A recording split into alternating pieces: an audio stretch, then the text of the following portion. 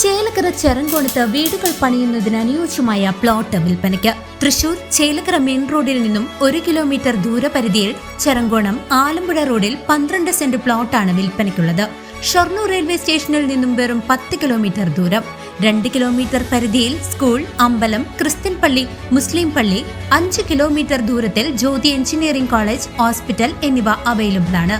കൂടുതൽ വിവരങ്ങൾക്ക് 9400070048 9447175048.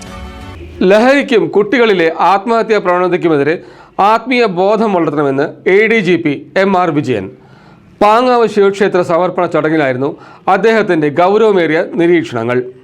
ആരാധനാലയങ്ങളിൽ ഭക്തജനങ്ങളുടെ തിരക്ക് വർദ്ധിക്കുമ്പോഴും മനുഷ്യരിൽ ആത്മീയതയും ധാർമ്മിക ബോധവും കുറഞ്ഞുവരുന്നത് സമൂഹത്തിന് വലിയ ഭീഷണിയാണെന്ന് ADGP MR വിജയൻ IPS.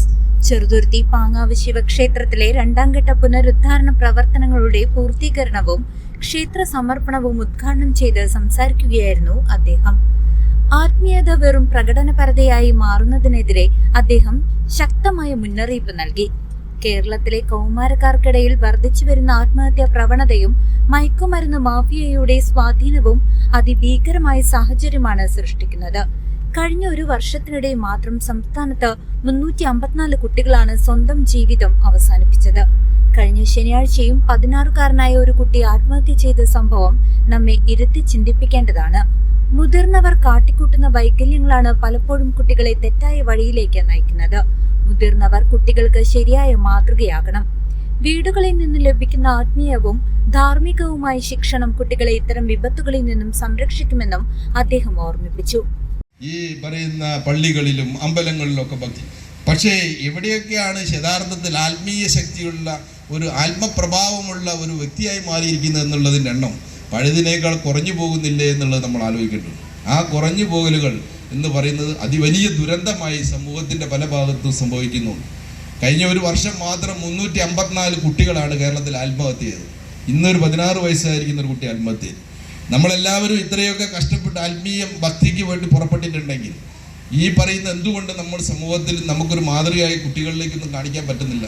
മയക്കുമരുന്നെന്ന് പറയുന്നതിൻ്റെ ആസക്തി കൂടി വരുന്ന കുട്ടികളിൽ നിന്ന് കാണുന്നു.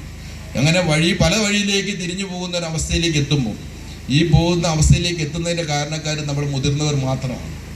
എവിടെയോ നമ്മൾ കാണിക്കുന്നതെല്ലാം കോപ്രായങ്ങളായി മാറുകയല്ലാതെ നമ്മളത് ശരിക്കുള്ള ഒരു ആത്മപരിശോധനയും ആത്മശുദ്ധീകരണവുമാണോ എന്ന് ഭക്തജനങ്ങൾ ഇനിയെങ്കിലും നോക്കിയിട്ടില്ലെങ്കിൽ ഇങ്ങനെയുള്ള ദുരന്തങ്ങൾ ഇനിയും സംഭവിച്ചുകൊണ്ടിരിക്കും. എന്നോട് എൻ്റെ ആചാര്യൻ പറഞ്ഞിരിക്കുന്നത് പോലെ ഒരു കാര്യമുണ്ട്. എല്ലാ മുക്തന്മാരും ഭക്തന്മാരാണ്. പക്ഷേ എല്ലാ ഭക്തന്മാരും എന്തായിക്കൊള്ളുന്നില്ല, മുക്തന്മാരായിക്കൊള്ളണം. വളരെ കുറച്ച് ആളുകൾ മാത്രമേ മുക്തന്മാരുള്ളൂ. മുക്തന്മാരാകുന്ന ഭക്തന്മാരാണ് നമ്മുടെ നാടിന് ആവശ്യം. Thank you. ചടങ്ങിൽ ക്ഷേത്രം ട്രസ്റ്റ് ചെയർമാൻ രാമു ചാത്തനാത്ത് അധ്യക്ഷത വഹിച്ചു. ബ്രഹ്മശ്രീ ഏഴിക്കോട് ശശി നമ്പൂതിരി, ബ്രഹ്മശ്രീ കല്ലൂർ നാരായണൻ നമ്പൂതിരി, ബ്രഹ്മശ്രീ ഈക്കാട്ട് നീലകണ്ഠൻ നമ്പൂതിരി, കലാമണ്ഡലം MPS നമ്പൂതിരി, ക്ഷേത്ര മേൽശാന്തി ഗോദാ ശർമ്മൻ തിരുമേനി എന്നിവർ ചേർന്ന് ഭദ്രദീപം തെളിയിച്ചു. ക്ഷേത്ര സമർപ്പണത്തിന് പിന്നാലെ ഭക്തി നിർഭരമായ നിള ആരതിയും നടന്നു. Treasurer TG Surendran, PR Manikandan, Suresh Nampulli എന്നിവർ ചടങ്ങിൽ സംസാരിച്ചു. ട്രസ്റ്റ് സെക്രട്ടറി വിപിൻ കൂടിയെടുത്ത സ്വാഗതവും മാനേജർ MA രാജു നന്ദിയും രേഖപ്പെടുത്തി. News desk CCV.